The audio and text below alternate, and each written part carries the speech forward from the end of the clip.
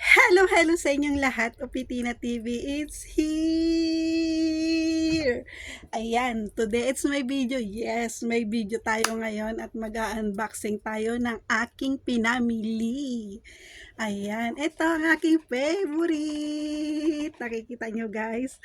Alam nyo ba kung ano to guys? Ito ay ang aking nagpapasaya kay Opitina kahit mumurahin lang. Ayan, mga hikaw at saka bracelet. Ayan. Dumaan kasi ako dun sa mall na nadadaanan ko pag nagmamarket ako. Ayan siya. Sale siya guys. Ayan. Check nyo rin kung may malapit na Lubisa dyan sa inyo kung nasa Hong Kong kayo. Sale siya guys. Ito, papakita ko sa inyo ang aking mga pinamili. Ito siya. Ang gaganda ng mga ano dun guys. Ng mga hikaw, kung ano-ano. Oh, ayan. Diba? Napakaganda.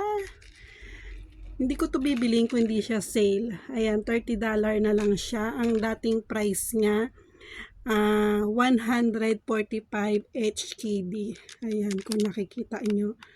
Ay, hindi makita. Ayan, basta 145 HKD. Ayan siya. O, diba? Napakaganda niya, guys. Ayan. Tapos, ito naman. Ayan, kung nakikita nyo rin. Ang ganda niya. Ano naman to? 196. $40 na lang siya. Sale siya guys. Tapos itong isa naman. Ayan, maganda yung packaging niya guys. Ang dami ko na nabili sa ano na to. Ayan guys. Dalawa binili ko. Isa sa anak ko at saka isa sa akin. Iisipin nyo, $15 lang. HKD ha. Ang original price niya, 165. Ayan, kung nakikita nyo. 165 tapos 15. O di ba napakaganda niya guys. Sinong mag-aano 15. Nakikita niyo 15. O tapos meron pa dito. Ito $15 ko lang din siya na nabili. HKD ha, hindi US HKD. Ang original price niya HKD 145. Tapos $15 din. Ayan, kung nakikita nyo. Ang original price niya ay 89. Ito naman, wala pa kasi akong sing-sing na ganito. Ayan, nabili ko siya. Ilan na to? 1, 2, 3, 4. Nabili ko siya ng 45 HKD. Ayan, no? Ayan. Ang original price niya, 179 HKD. Ayan. Kung malapit kayo sa shop na to, sale sila ngayon.